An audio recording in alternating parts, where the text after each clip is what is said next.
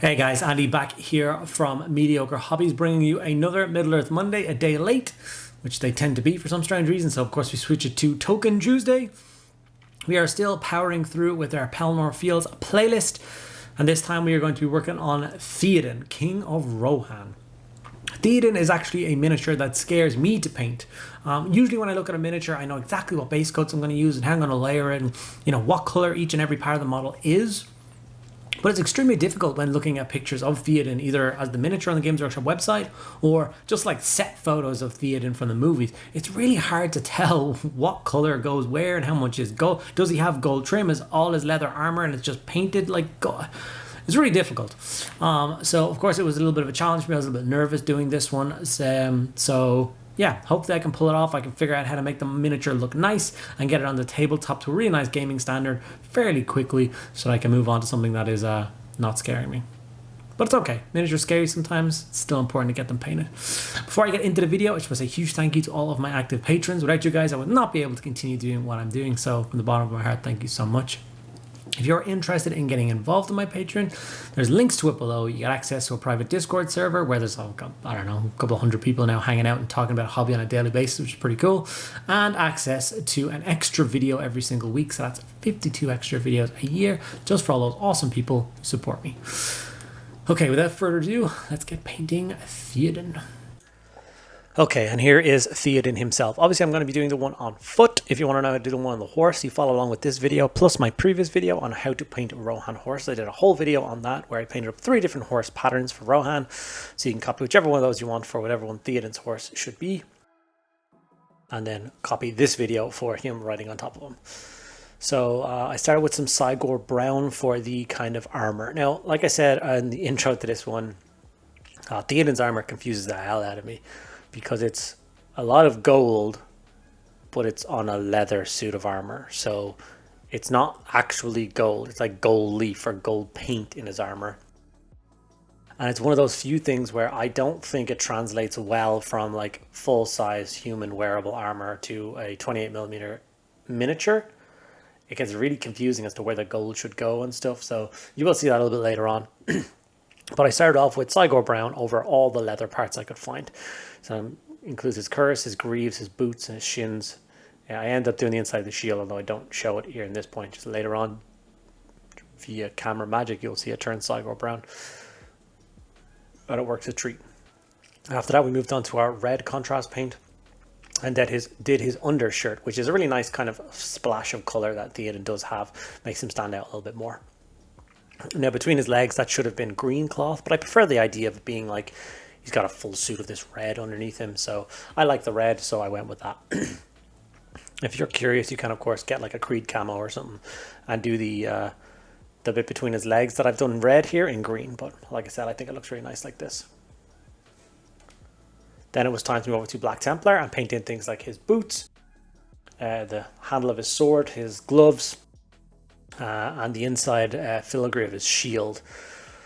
He's got quite an intricate shield, and apparently the inside of it is all black, and then all the edges of it will be in gold. Okay, it was then time to move on to Lead Belcher and to basically in all the other metallic parts of the miniature. So obviously he's got his chainmail, almost more like scale mail. Chainmail, the scale mail that runs down his legs, the blade of his sword, and remember it goes between the heads of his sword, kind of turn in on themselves, and then that little gap in the middle is also silver, and then a couple of like buckles and stuff like that. So just go around trying to find all those right metallic parts of the miniature and get them base coated in with the Lead Belcher paint. After that, we are going to move on to the Retributor Armor Gold.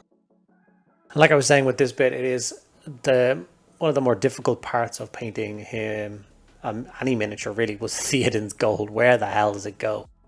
The shield was obviously fairly easy. It's all the raised detail, and it's quite a nice a piece to this miniature. So I took my time with the shield, made sure I got nice straight lines. I really do like Theoden's shield. It's quite ornate, befitting a horse lord.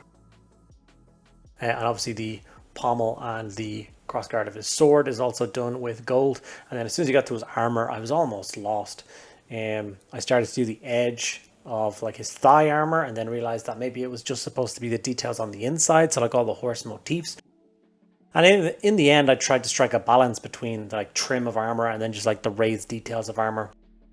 If any of you guys have any input on this or any guidance on how maybe I should have done it, because like I said, I was quite lost for the entire thing, but this is the amount of gold I ended up doing. I think it works. I hope it works. It definitely doesn't scream, like it doesn't look wrong. It doesn't look like not Theoden, if you know what I mean. So obviously I think it worked on some level. Added in some Reikland flesh shade on the skin.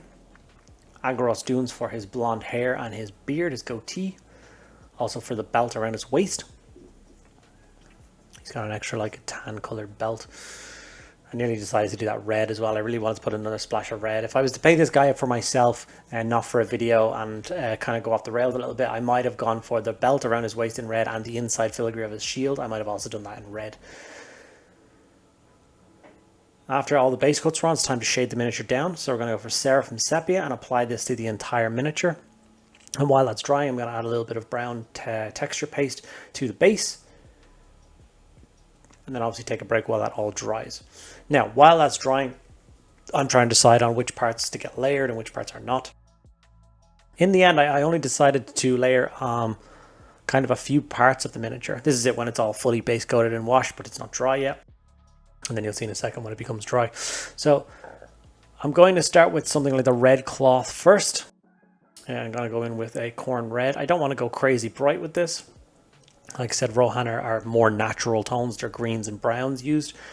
And the flash of red will make him stand out, kind of like purple does in old royalty colors. This red is going to have him stand out in the battlefield like Eomer as just something a little bit more special. It's also why I put a little bit of cork on his base, so he's going to stand even taller than a standard Rohan infantryman. So you can kind of pick out the characters easier in a game. So corn red to layer up all of the details. Lead Belcher to go in for all of the metallics. I'm going to use this to layer up all of the silver and all of the gold details across his armor and shield, sword. And this is going to help all those details pop. Now, it's not a gaudy armor. It's not a gaudy color scheme. He's not super bright and super vibrant and super ornate. His armor is definitely a functional suit. He leads from the front, as we've seen Pelennor Fields on Helm's Deep. He definitely goes down when the proverbial crap hits the fan. You'll find Theoden in the middle of it. So yeah, just a few like kind of dot highlights around it for the gold and normal highlighting for the silver. From there, I believe it was time to highlight the armor. So we went for the Rhinox hide. And this is just to add a little bit of a highlight, just to pick up the leather armor just a little bit more. As you can see, I'm moving fast. I'm not trying to be crazy detailed here. It's just for the kind of highest points, pointed upwards. It's going to get a little bit more light. You got to add a little highlight of this Rhinox hide color. And with those details done, I just wanted to focus on the skin last. So I'm going to go for a Acadian flesh, or Kislev flesh, sorry. Meant to say Acadian flesh and then Kislev flesh comes after. But basically 2 light highlights of skin tone just to make his face pop a little bit. Finish up the base on him, dry brush that up a little bit and add some tufts for the same kind of Riddermark area of Middle Earth. Kind of suits him down to the ground. And that's my finished Lord Theoden. Got a few still pictures here at the end just to show you what he looks like. I'm super pleased with the result. Like I said, I would love some feedback on this one from you guys. So let me know if you think I managed to pull off the Theoden look or whether I should go and do something else. Okay, so you've seen the final result of the Theoden that I painted up. I'm pretty happy with the result. I definitely think when you look at him, you think, that's Theoden, he looks pretty good. Let me know in the comments below if you think I got the colors in the right place, used the right tones, or would you have done anything different? Because I am curious with this one to see if anyone would change anything about it. Maybe I can go back and touch them up if everyone isn't as happy with him as I am. But yeah, we have one more thing down for the Pelennor Fields box set. I think we just have an Orcs and Trolls left, and we've done every single part of the box set again, all nice and done. Now, I did a Troll for the last box set, so I'm not 100% sure if I need to do another one, but if the request is there and people are interested, I will do another one. Thank you guys so much for watching the video. If you enjoyed it, make sure you give it a like. Ask me any questions you want in the comments below, and I will go back to each and every one of you guys. And if you are not already subscribed to my channel, please take 2 seconds out of your day and hit that subscribe button. It makes a huge difference. Thank you guys so much for sticking around to the end. I'll see you in the next one.